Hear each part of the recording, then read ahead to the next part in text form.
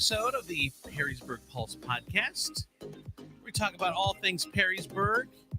And this week we've got another special guest on with us, and her name is Theresa Acocks. She's a citizen here in the Perrysburg area. Been here since 1989. Did a psychology internship before that, and a Perrysburg resident. And one of the passionate things that she is involved in is the Perrysburg Heights Land Use Plan. Hi, Theresa. How are you? I'm good, thank you. And I want to thank you for being willing to talk about this topic on your podcast. Well, it's funny because as I spoke to you just before we got on here, a lot of people thought that this was even a more important issue than the water tower one that we were discussing last week. And they said this is actually a bigger issue than that. For those who aren't familiar with this, and I became familiar with it when talking about the water tower controversy. Explain to those that don't know what this is, if you could. I will do my best. Okay. It's kind of complicated, and so I first want to say that I'm not expert on this, and I may get some things not quite right, but I have spent quite a bit of time learning. So the land use plan is something that Perrysburg does somewhat regularly, and it's a good idea to plan ahead what it is that the city foresees in terms of growth and how we live together. What I discovered was that the current land use plan that's being developed, that started it would have been in actually 20, I guess, but in early 21, the spring of 21, they started having meetings and encouraging community involvement, which I kind of bypassed, saying, oh, they'll do a good job and I don't need to be particularly involved in that. But in the fall, I learned that there was something that mattered to me a lot. The land use plan is actually 112 pages, and around page 66, they start talking about the details of the focus areas. And the focus areas are places within the city that would potentially change. When the city government would be looking at how to deal with improving our community, they've identified areas within pretty much the downtown area and then also along the south boundary in the Country Charm Shopping Center. And if you look at the index of what's in the land use plan, that's what's discussed. However, when you look at the actual plan, the Perrysburg Heights was also included. I was confused by that. I didn't understand why it wasn't in the index. And I was also confused when I started looking at that plan, having been alerted by a friend, because this plan, of all of the focus plans, is the only one that removes housing at a very high amount compared to the others. And I was struck by that and wondered what the residents of the Heights felt about it, because it seemed like not just a plan to improve it the way that the plan along Indiana is, and to add housing, but the cost to the residents for new housing, which would be high cost housing, would be to lose their homes and to not be able to buy into it, most likely. The Heights has been a long-standing community of people who have had typically lower income than the average Perrysburg person. A lot of folks have been there for generations, and their families dropped out of the migrant stream and built a life there. There are other ethnic groups and who live there, but the Heights is the largest proportion of Mexican American people in our community. And it struck me that I was very puzzled at our conversations about welcoming diversity. whether it was from a few years ago when there was racial graffiti sprayed on someone's home, um, or the current controversy about the water tower and people knowing or not really understanding about what that really means, instead of addressing the underlying issue, which is how welcoming are we as a pretty white community still to diverse groups. At the same time that our land use plan essentially decimates the community that is most diverse economically and racially or ethnically in our town. Which It's I think, Teresa, I didn't mean to cut you off. I no, apologize. I think that just to quell the naysayers, I think you and I can agree. I've been here since 2005. You've been here since '89, and even a student before that. That it is a welcoming community. The problem is some of the perception from the outside. We're starting to stack things up that go against a perception, that perception from the outside, whether it's African American kids that are getting bullied in school, the graffiti, the water tower. Now all of a sudden, the highest population of immigrants in this town is now being targeted in a plan where it's conspicuously there's no mention of it in the index of the plan, which is odd. So I think so those can say, oh, well, we're a great town. Yes, we are a great town. There's no doubt about it. But it's just they're starting to see these little cracks of things that are targeting minorities. I I think that that's true, and I agree with you. I like Perrysburg, and that's I wanted to live in Perrysburg for the same reasons many people do. The schools, that was my primary reason to move. I liked a small town. I liked the feeling of being able to connect with people and have community. It's complicated, I think, for people. I think a lot of people like me just kind of go, "Oh well, everything will be okay." You know, it's it's a good town, Right. and And our we're council getting people are taking care of us. But away. the reality is, it's easy to have blinders on. I certainly have had blinders on, and I've lost at least some of those blinders in learning about what's been happening in the land use plan. That part of my concern with what's coming up currently is that it will be missed. When I think probably you ran across me in some of the social group postings for Perrysburg, because I shared the information about what was coming up on Wednesday at 5:30 at the Zoning and Planning Committee, which is a new plan for the Heights.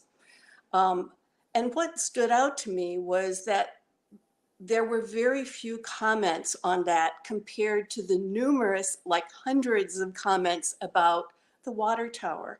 I Mhm. think the water tower is probably easier to grasp for people because it fits their way of thinking. Either it's a problem or it's not a problem. Water And towers are great. and It's super. You can put it in a meme. You can say it quick. You can discount people very easily. right, right, It's easy to do. And right. this, like you say, it's such a more nuanced issue. And sometimes Americans aren't real good with nuance. So you want it quick. You want a headline. You want a meme. You want something that you can do quickly. Real quick for geography, for someone that doesn't know, the Heights is basically behind the Speedway on 25 across the street from Levis Commons, and there's Yes, a residential back there, and it goes down to about, I think it's down to about Roachton Road. So yes. it's kind of like that square behind Speedway, behind whatever, going all the way down to Mhm. Roach, the gas station there. So for those purposes, and why is this passion? Why is this a passion for you?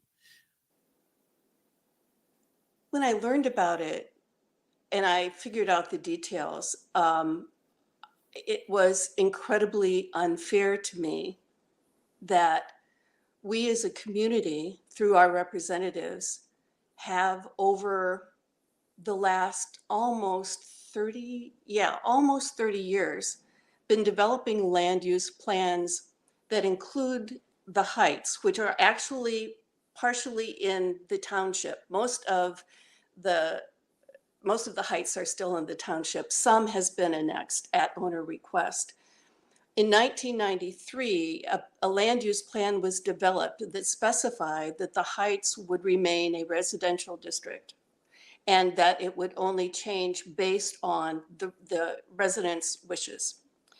When the city and the township worked out their agreement, because the Heights has city water, if you buy a lot in the Heights and you ask to be annexed to the city, you can be. If you buy a lot next to a commercial zone, which we now have, you can ask that your lot be zoned commercial. What that opens the Heights up to is just rampant commercialization. One of the things that I learned in talking to the board president at Perrysburg Community Center was that in one of the intervening land use plans, because they come up every so often, the plan was actually to develop and zone all of the Heights as industrial use. There's if you go, like into the Heights by going to the right when you're coming south, and if you go into Levis Commons by going to the right, if you go to the left, you'll be entering the area where the Heights is. And the plan was to have that road be industrial and the rest of the Heights be industrial until the Heights fought that. So even though we had an original plan, we, meaning our community, had an original plan, there was an effort to change that. And I see this current plan as a more gently clothed, but still community destroying effort. The plan that was offered, the first one, has been dropped, is my understanding. And I may get the numbers wrong here, but the original plan would have cost at least 40 houses. And the current plan costs at least 30 and expands the area of commercial zoning options and adds a road that removes houses as well. Do you think that this is because as we know, Perrysburg is exploding business wise and population wise. Is this a big companies just trying to come in and push the little guys out? Who these little guys who, I mean, these houses that they're in, they're modest houses compared to Perrysburg standards. Like you said, if they lose these houses, they're going to go somewhere else probably, because the median price for a house is a lot more than where they're at now. That's my understanding from talking to people who are involved in disputing this. I think there is something that we as a community need to consider, and that not only are we looking at racial or cultural issues when we're talking about this, but we're also looking at class issues about wealth. And I'm commenting about this because some of the comments that I've seen regarding this on social media has talked about, well, there are trailers there, and it would be better for the Perrysburg community if we had commercial development there instead. And I think that is something for us to grapple with. I don't think that's true for most of us, but I do think that it is true for some, and I think it needs to be acknowledged. The people who I've spoken to who live there and have lived there for generations have felt incredibly disrespected and essentially that the community wants them to be removed, and that nice little houses, nice new houses could go in around the park that was part of the original plan, even though the Heights has a park. I don't think that that's true for most Perrysburg residents, that that's what they want to have happen. And if they only know what is occurring, that they will let their council people and mayor know that this is not acceptable. But it still it is still pretty heart-wrenching to read and hear from people about not only this occurrence, but a long history that reflects our country's struggle around race and class. That's been evident to them for many years. If you I am hoping that your podcast will help people know more about the issue and to contact their council people and the mayor to find a way that protects this community. I think that regarding your question about big people coming in or big companies, certainly I believe that there are speculators who have bought land there. When uh, and I have not done it personally, I've talked to people who have, but there's a way to track who owns what land. right. And there are many non-residents who have purchased land but aren't doing anything with it. And that, of course, the value to them of that is that it's right across from Levis Commons, Sure. which is how the first plan really became a reflection of making it just like Levis Commons. Because as the planner said, young people will come in and will want to live there. Will want walking distance to Levis Commons. So that one has been set aside. This one still remains. And It's at interesting. one of the, if I can just finish this one before I lose my thought, Go ahead. the at one of the council meetings or the planning and zoning committee meetings that I attended, one of the council people said, well, in response to my question, can't we just say that there will be no more commercial development in the Heights? Like somebody could apply to be annexed or somebody could apply to be commercial, but can't you just say no? And his response was, well, I would really hate to stop somebody from making the best that they could on a lot.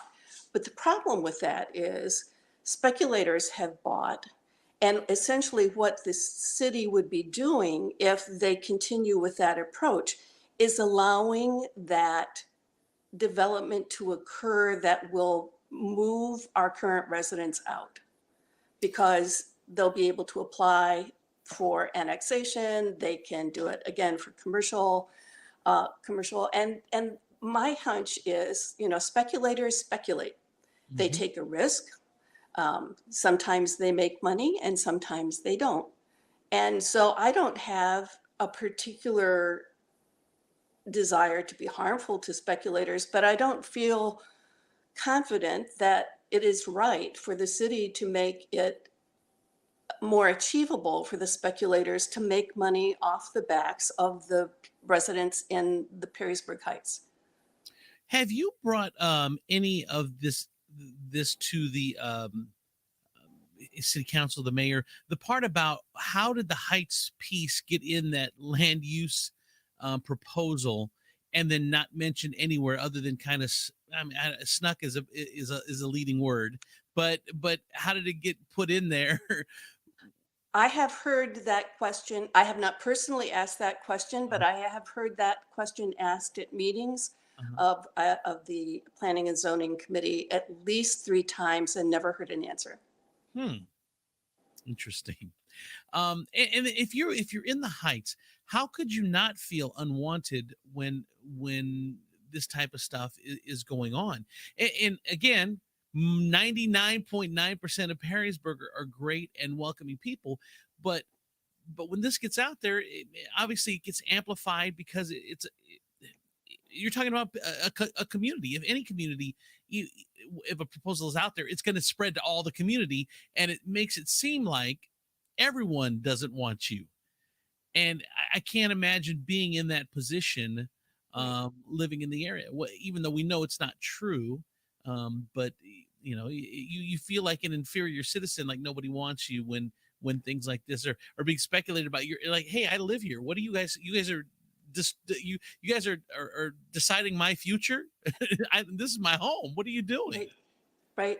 That's exactly right. And I think Perrysburg is not unusual in that these very difficult issues to sort through that are emotionally painful or really uncomfortable. We tend to want to, people tend to want to deny them and to look away typically because it's hard. And the people in the Heights don't have that option. But the rest of Perrysburg residents not living in the Heights, not understanding the risk to their homes and their community, it's easier to look away. And we really need not to look away. Well, we just we have a tendency now to, we are so busy and we have our own, or like, hey, I got my own problem. I don't want to know. If I don't know, Right. then I can't worry, then I don't have to worry about it.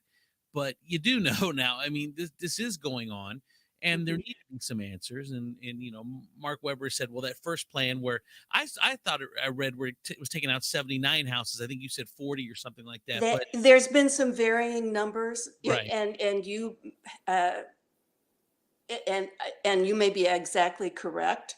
I think Mark Weber had given that higher number, and I want to say that Mr. Weber, our councilman, has been very involved in trying to work out something that will be really good for the community and for the Perrysburg Heights community and the general town. However, I I am not seeing what he wants to achieve in the current plan.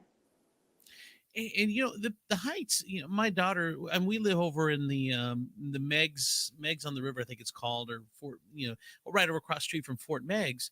And my daughters have baton there at the Heights Community Center. It's a nice community center, and there's a lot of Mhm. great things that happen there. And there is a park around there, and there is some nice stuff. Yes. So I mean, I don't know. They act like there's nothing over there. Like they need to put some green space and they do this. There is a beautiful place, and they do such great work over there, and they Mhm. keep it affordable for organizations to use as well.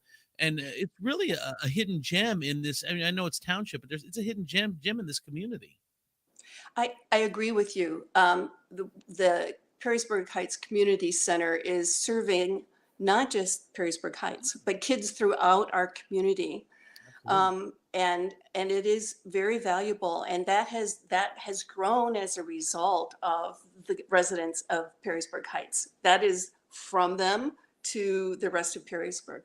Yeah, it's a gift from them to the rest of Perrysburg. What a great way Mhm, to put it. I totally agree. mhm. How do you see this playing out? Or I think you kind of gave the call to action, which was, hey, if you don't think this is right, then speak up. Because I think that 99% of Perrysburg, if you asked them, probably don't think it's right, that this is happening or even talked about. And the problem is, if you let it go, it just gets further down the road, and harder to stop. Let's stop it now if it's something that you don't agree with, and make your voice heard to your council member or the mayor. I mean, that's pretty much the call to action, isn't it? Yes, you got it exactly correctly. Um, the information is available on the Perrysburg site, the city site, which is ci.perrysburg.oh.us. You can see the plan. Looking at 66 on will give you the focus areas, including Perrysburg Heights. That's the original plan. The new plan is still problematic.